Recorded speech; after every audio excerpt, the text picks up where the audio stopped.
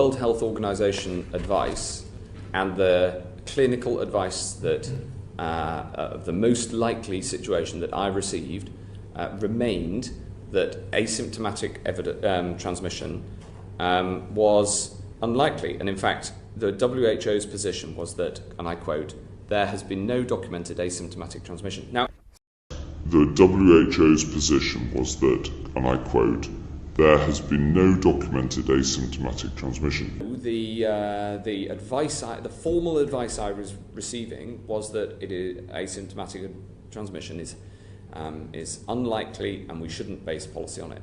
And the formal advice I was receiving was that asymptomatic transmission is unlikely, and we shouldn't base policy on it.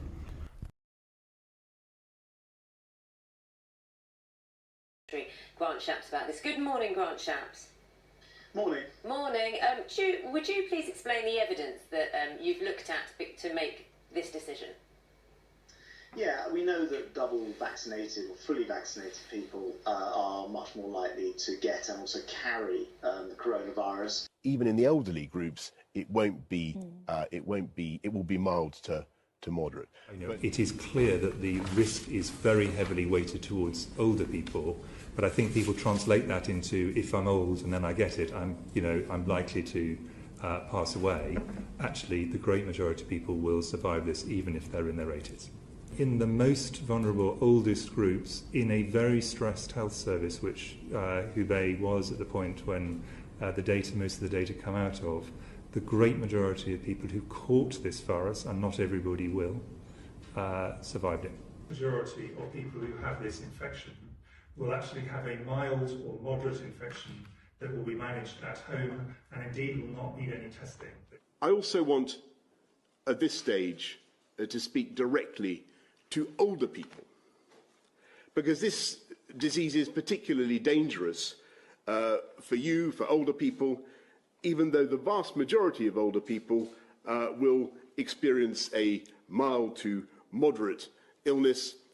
Also, because most people, the vast majority of people, get a mild illness. For most people, it's a mild disease. The great majority of people who get this virus, irrespective of age, will recover from it.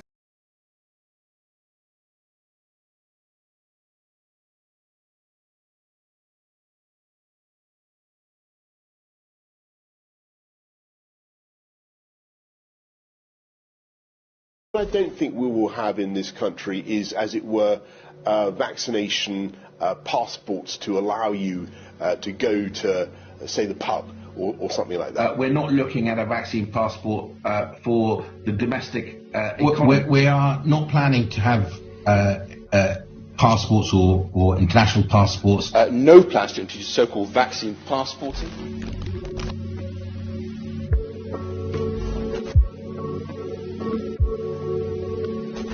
I certainly am not planning to introduce any vaccine passports, and I don't know anyone else. Well, I think it'll hopefully be unnecessary in the sense that within the next week or so we hope to have vaccinated all of the most vulnerable cohorts.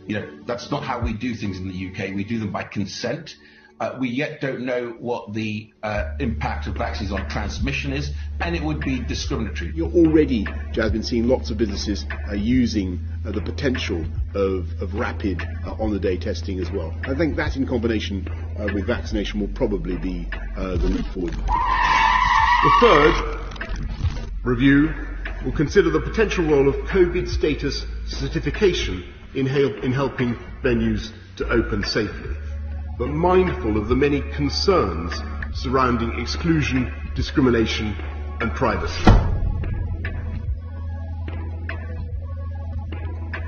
When the Prime Minister said, Plan A, we're not going to have mandated domestic vaccine passports. Plan B, we're going to go back to tyranny.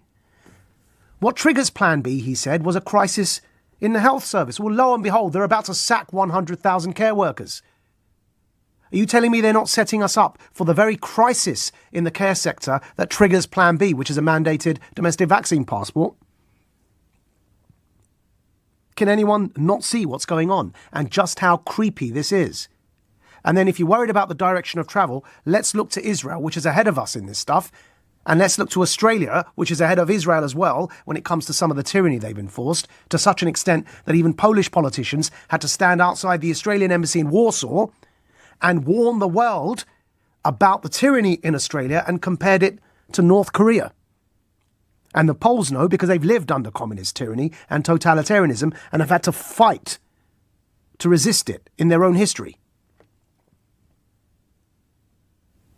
And so we know, if you look to Israel, if you're worried about the direction of travel, now they're saying that because of their mandated domestic vaccine passports, because after the double jabs, it didn't stop Delta, because we already know Delta can break through those who are doubly vaccinated, which is why vaccine passports make no sense, that you can still get infected, you can still transmit. What it does do is reduce the severity of symptoms. So in Israel, they then said, right, we need a booster shot. That booster shot, they then said, is your vaccine passport is no longer valid until you submit to the third booster shot. Well, that didn't work either. Delta kept spreading. So now they're saying, right, we're going to introduce a fourth booster shot. And those that don't get their fourth booster shot, the vaccine passport will no longer be valid. It expires every 6 months. So in essence, we've got a system which is saying if you don't submit to being injected by the state every 6 months, you will be denied services and lose your job. That's where Israel's got to. And you're not creeped out by this yet. If you've got nothing to hide, Majid, what are you worried about? The state is on your side. Was it on our side when it invaded Iraq? Under the guise of the last emergency? For the life of me, I am really confused as to why others are not asking these questions. It is getting to a point that is creepy, folks. It is very creepy.